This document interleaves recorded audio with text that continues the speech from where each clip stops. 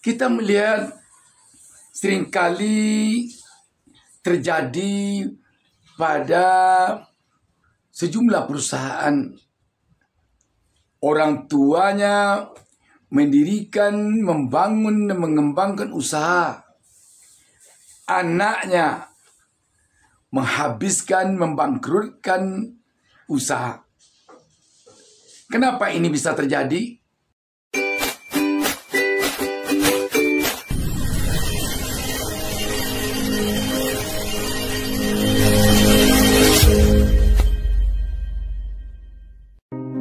Kesuksesan di dalam bisnis lebih sering datang kepada orang yang berani bertindak.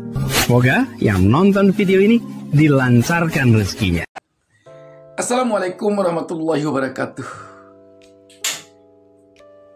Sudah menjadi kebiasaan bagi semua orang tua agaknya. Apapun yang dilakukan, seperti mendirikan perusahaan, membangun bisnis dari berbagai kesulitan, gunanya tak lain di samping untuk dirinya sendiri, untuk dia suami istri, yang paling penting sekali adalah untuk anak, menantu, dan cucu serta cicit kelak di belakang hari.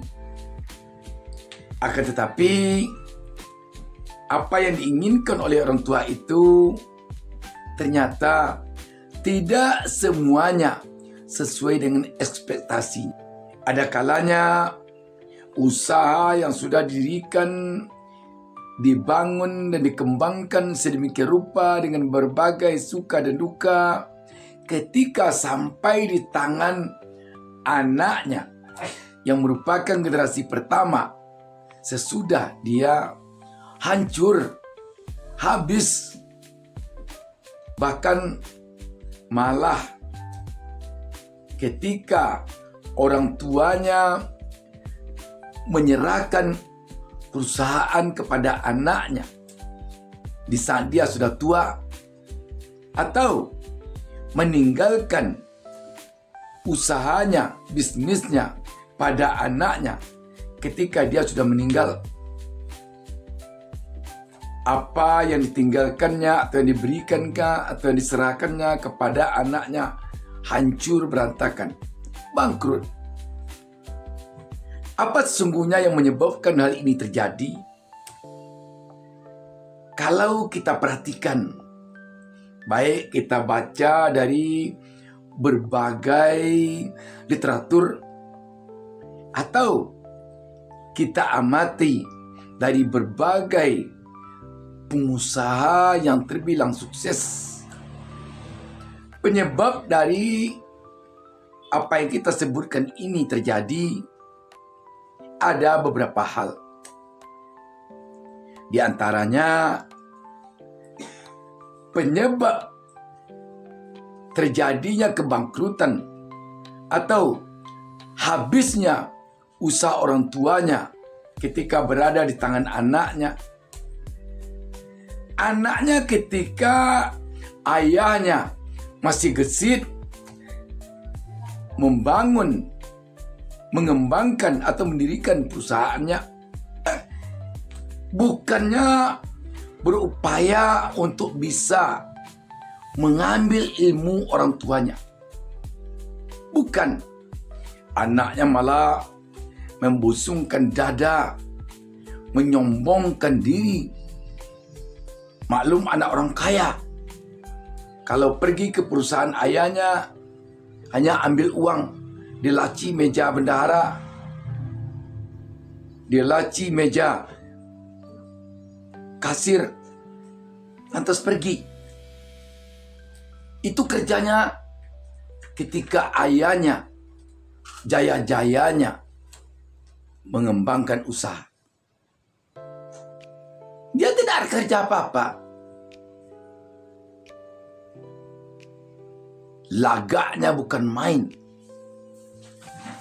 Orang lain dianggapnya semuanya berada di bawah dia. Maklum, anak orang kaya. Anehnya lagi, kadang-kadang orang tuanya belum lagi bisa dikategorikan pengusaha sukses yang usahanya menggurita, tetapi baru memiliki 1, 2, atau 3 toko. Tetapi lagak anaknya bukan main. Semua orang seakan-akan bisa dia beli semua. Orang ini enteng semua. Mulutnya kasar. Pembicaraannya tidak disadarinya menoreh hati orang lain. Anak orang kaya. Begitu.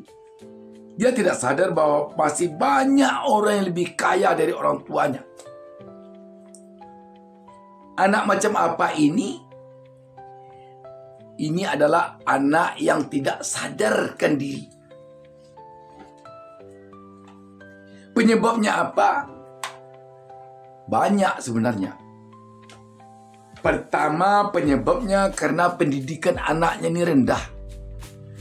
Dia biasanya malas sekolah. Untuk apa sekolah? Uang orang tua banyak. Dia malas menambah ilmu. Untuk apa punya ilmu? Orang tua kaya. Malah dia anggap enteng orang yang berilmu. Dianggap enteng orang yang berpendidikan. Misalkan dia taman SMP. Dia akan mengatakan, untuk apa sekolah tinggi-tinggi? Saya cukup taman SMP saja. Itu yang taman SMA, yang S1. Wah, hidupnya biasa-biasa saja. Lihat saya, hanya taman SMP. Kaya saya. Padahal yang kaya itu orang tuanya, bukan dia. Kalau dia taman SMA, bertemu dengan orang yang sarjana S1 atau S2 yang hidupnya biasa-biasa saja, dia akan mengatakan, ngapain saya sekolah tinggi-tinggi? Kamu yang sekolah tinggi, tidak ada gunanya. Mana kamu kaya? Saya kaya. Itu pandangannya kepada orang yang berpendidikan. Sombongnya bukan main. Selanjutnya, penyebab dia begini kadang-kadang karena pejudi. Karena uang orang tuanya dikiranya banyak, ambil uang di laci meja kasir, bawa berjudi. Sabung ayam, judi online, dan berbagai bentuk judi lainnya. Selanjutnya, penyebab dia begini, narkoba. Anak orang kaya ini masa ada narkoba? Malu dong. Gengsi kalau tidak narkoba. Dia narkoba. Sehingga otaknya tidak beres lagi. Orang narkoba itu otaknya kan tidak beres lagi. Jaringan otaknya itu udah putus-putus oleh narkoba. Dia merasa pede. Dia merasa paling hebat. Dia merasa paling pintar. Dia merasa paling kaya. Kenapa? Karena otaknya diisi narkoba. Jadi itu antara lain penyebab anak orang kaya, sombong, percaya diri sangat tinggi, dan ketika perusahaan ayahnya dipegangnya, perusahaan itu hancur. Jadi ayahnya mendirikan perusahaan, membangun perusahaan, mengembangkan perusahaan, anaknya menghancurkan perusahaan. Jadi sampai baru di generasi pertama, perusahaannya sudah hancur. Ini banyak sekali kalau kita perhatikan terjadi. Banyak sekali.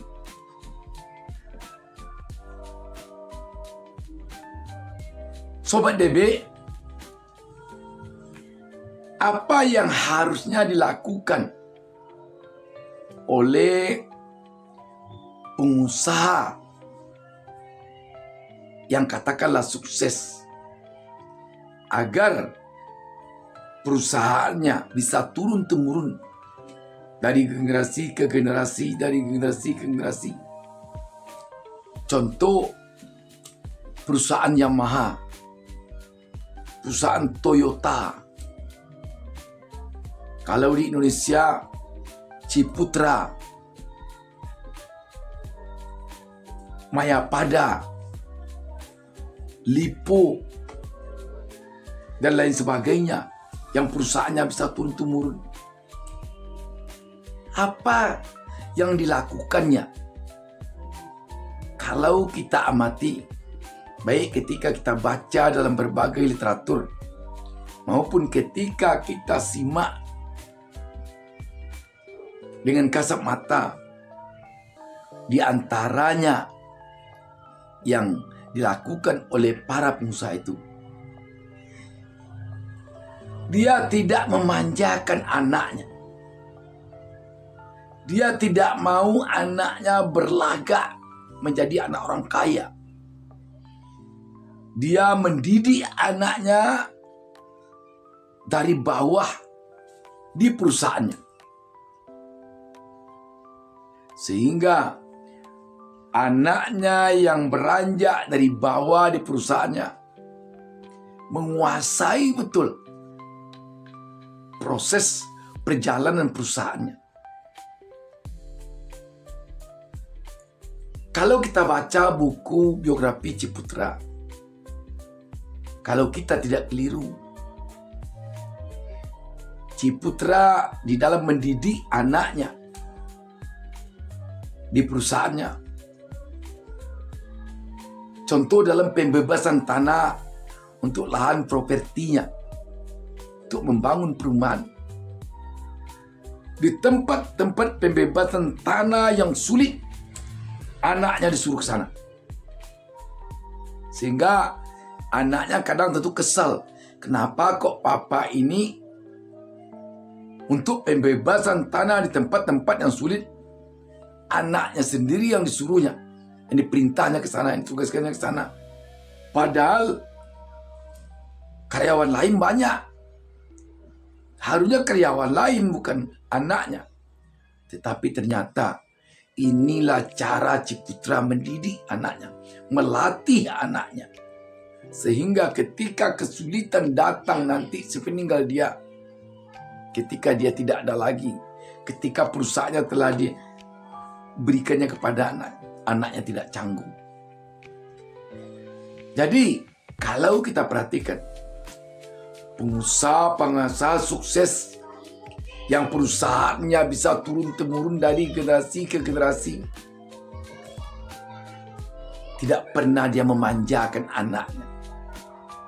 Tidak pernah dia memberikan kepada anaknya pemahaman bahwa anaknya boleh ambil saja uang ke kasir. Setelah itu pergilah main-main ke sana, dugem siang malam, beli narkoba, pergi berjudi, main perempuan. Tidak ada dia memberi peluang sedikit pun kepada anaknya untuk berbuat demikian.